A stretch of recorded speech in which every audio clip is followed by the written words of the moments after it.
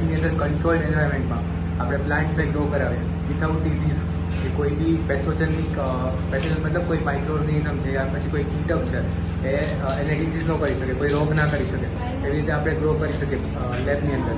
તો આપણે નોર્મલી બહાર જ્યારે પ્લાન્ટ ગ્રો કરાવતો હોય ત્યારે આપણે જમીનમાં કરાવીએ, આપણે અંદર કરાવીએ એટલે આપણે મીડિયામાં કરાવીએ, જેની માટે specific mostly MS media use થાય, મોસ્ટલી કેન્સકોપ મીડિયા.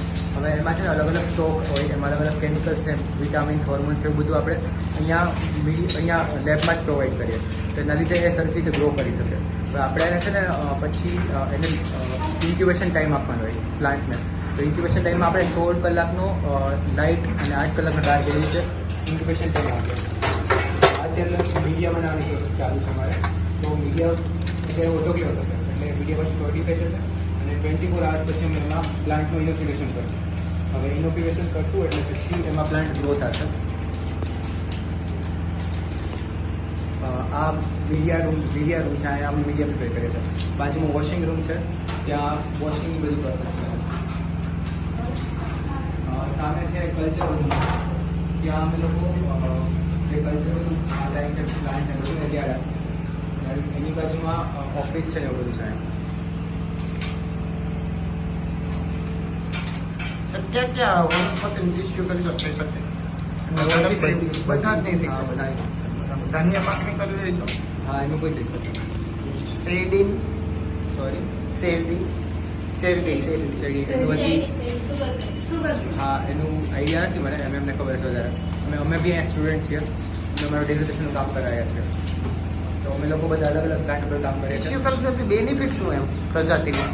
હા, જો તમે બહાર બહાર તમે પ્લાન્ટ ગ્રો કરો છો બરોબર, તો એમાં તમને કોઈ કીટક છે કે પછી કોઈ ફંગસ છે, પંજાઈ છે, માઇક્રોઓર્ગેનિઝમ છે, એને રોગચાળા લાગવાની શક્યતા હોઈ શકે છે. પણ તમે અહીંયા લેબની અંદર ગ્રો કરાવશો તો એ સાવ નાને બરાબર થઈ શકે. મતલબ એને કોઈ ટેમ્પરેચર કે એવું કંઈ રોગ પ્રતિકારક શક્તિમાં વધારો થાય એવું કંઈ? હા, છોડને ઉછેરે, સોરી, છોડને ઉછેરવામાં ઇમ્યુનિટી એની છોડની અથવા પ્રજાતિની વધારો થઈ શકે. હા, તમે ક્રોપ પ્લાન્ટની રીતે સાંભળ્યું હશે કે બે અલગ અલગ પ્લાન્ટને ભેગા કરીને આપણે અલગ મતલબ એની બે અલગ અલગ ફ્રૂટ હોય તો એ મિક્સ કરે, મતલબ બેના અલગ અલગ ગુણધર્મ એમાં આવી શકે. તો આ પ્રોસેસ કેવી રીતના કરી શકાય? દાખલા તરીકે મારે શેરડીનો એક છોડ છે, એનું ટિશ્યુ કલ્ચર કરું તો શેરડીનો ક્યાં મૂળમાંથી પાર્ટ લેવાનો? તમે મૂળ લઈ શકો, પાન લઈ શકો, પછી પેલું શૂટ લઈ શકો, સ્ટેમ લઈ શકો, બધાથી તમે કરાવી શકો. બે અલગ અલગ પ્લાન્ટને ભેગા કરીને આપણે મતલબ એની બે અલગ અલગ શૂટ હોય મિક્સ કરે, મતલબ બેના અલગ અલગ ગુણધર્મ એમાં આવી શકે.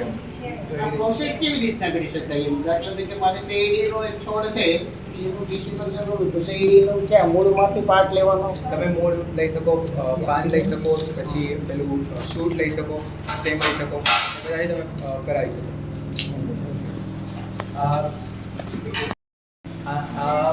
ફિક્સ ટેમ્પરેચર કામ કરે, 121 ડિગ્રી ટેમ્પરેચર અને 15 LPS પ્રેશર આપીએ અમે, અને 15 મિનિટ સુધી આમાં રહેવાય જાય. એટલે પછી આ જે મીડિયા છે